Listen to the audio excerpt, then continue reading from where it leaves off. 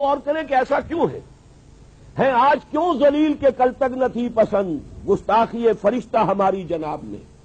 اور عام مسلمان کے ذہن میں سوال آتا ہے کہ ہم چاہے کیسے بھی ہیں، برے ہیں، ہمارے اعمال صحیح نہیں ہیں، ہم کلمہ گو تو ہیں، اللہ کو مانتے تو ہیں، محمد کے کلمہ گو تو ہیں، صلی اللہ علیہ وسلم نام لیوا تو ہے، ان کی محبت جو ہے وہ ہمارے سینے میں ہے موجود، قرآن کی تعظیم کرتے ہیں، آخرت کو مانتے ہیں، نمازیں پڑھتے ہیں۔ کروڑوں مسلمان ہیں جو نمازیں پڑھتے ہوں گے، 130 کروڑ میں سے آخر 30 کروڑ تو ہوں گے نماز پڑھنے والے۔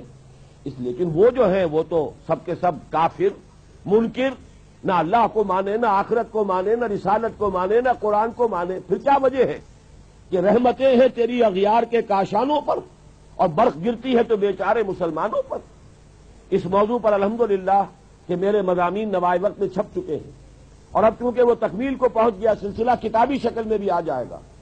اللہ کا ایک قانون عذاب ہے، ایک قانون کے تحت ہوتا ہے جو کچھ ہوتا ہے، اللہ کا ضابطہ ہے۔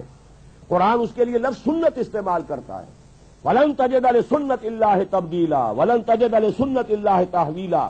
اللہ کی سنت، اللہ کے قواعد و ضوابط میں کوئی تغیر نہیں ہوتا۔ اور وہ سنت کیا ہے؟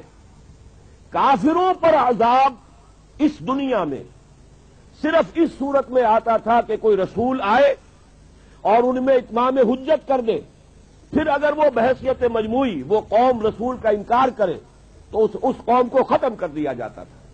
جیسے کہ حضرت نوح، حضرت ہود، حضرت صالح، حضرت شعیب، حضرت لوط اور آل فرعون، ان کا تذکرہ قرآن مجید میں سمجھتا ہوں کم سے کم 10 مرتبہ آیا ہے۔ یہ میں بہرحال حساب کر کے تو نہیں کہہ رہا، میرا اندازہ ہے کہ 10 مرتبہ یقیناً ان 6 اقوام کا تذکرہ ہے۔ اور اس کے حوالے سے یہ قانون سمجھ لیجئے، جس قوم کی طرف رسول بھیجا گیا اس قوم نے بحیثیت مجموعی رسول کی دعوت کو رد کر دیا، قوم ہلاک کر دی گئی۔ صرف رسول بچا لیے گئے اور ان کے ساتھی اہل ایمان بچا لیے گئے۔ اب ظاہر بات ہے کہ اب تو کوئی رسول آئیں گے نہیں، لہذا اس نوع کا عذاب کسی کافر قوم پر نہیں آئے گا قیامت تک، اس لیے کہ کافروں پر عذاب کے لیے یہی قاعدہ ہے۔ اب جو عذاب آئے گا ان پر جو عذاب ہے وہ آخرت کا عذاب ہے۔ اصل عذاب تو آخرت کا ہی ہے نا، اصل زندگی آخرت کی ابدی زندگی ہے۔ یہاں تو کیا ہے، قوم نوح ڈوب گئی، ختم ہو گئی، 2-4 ڈبکیاں دی ہوں گی، ہر آدمی نے جان نکل گئی، عذاب کیا آیا؟ اصل عذاب تو وہاں ہے جو آخرت کا ہوگا۔ دنیا میں عذاب آتا ہے مسلمانوں پر، مسلمان ہو کر تم اگر اسلام پر عمل نہیں کرتے، دعویٰ تمہارا اسلام کا ہو اور عمل تمہارا کافرانہ ہو، نام لو تم محمد کا صلی اللہ علیہ وسلم اور اتباع کرو تم محمد کے دشمنوں کا، دعویٰ کرو اللہ اور اس کے رسول کی وفاداری کا اور تمہاری دوستیاں ہوں اللہ اور اس کے رسول کے دشمنوں سے، تم کہو اللہ اور اس کے رسول کے احکام کو ہم مانتے ہیں اور سودی کاروبار کر کے اللہ اور اس کے رسول کے خلاف اعلان جنگ کیے رکھو۔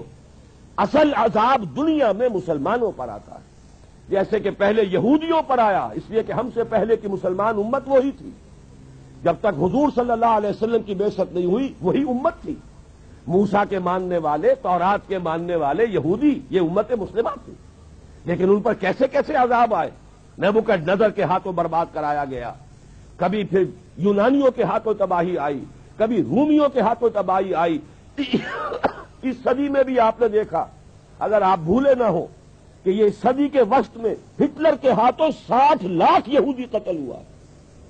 یہ کون ہے؟ اللہ کو بھی مانتے ہیں، حضرت موسیٰ کو بھی مانتے ہیں، تورات کو بھی مانتے ہیں، وہ تو مدعی ہیں اللہ اور اس کے رسول کے ماننے والے، لیکن یہ کہ ان پر جو عذاب آئے وہ آپ کے سامنے ہے۔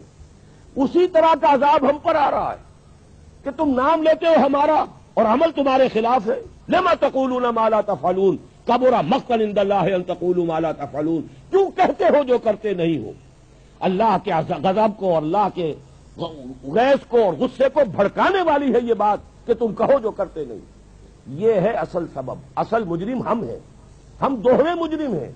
ان کا جرم ایک ہے، انہوں نے انکار کر دیا، چھٹی ہوئی۔ ہم ہیں کہ جو ہر روز کہتے ہیں ایاک نعبد و ایاک نستعین، اور پھر اس دن میں 50 مرتبہ اللہ کا حکم توڑ رہے ہیں۔ پوری زندگی ہماری گزر رہی ہے، 5 وقتہ نمازی زیادہ بڑا مجرم ہے اس وقت، اس لیے کہ وہ 23-24 مرتبہ، 25 مرتبہ، 27 مرتبہ دہراتا ہے ایاک نعبد و ایاک نستعین، اور پھر باہر نکل کر جو کام کرتا ہے وہ اس کے خلاف ہے۔ یہ ہے اصل میں سبب اور یہ جان لیجئے جو عذاب ہم پر آ رہا ہے اللہ کا وہ اس وجہ سے آ رہا ہے. ہمارا کام تو یہ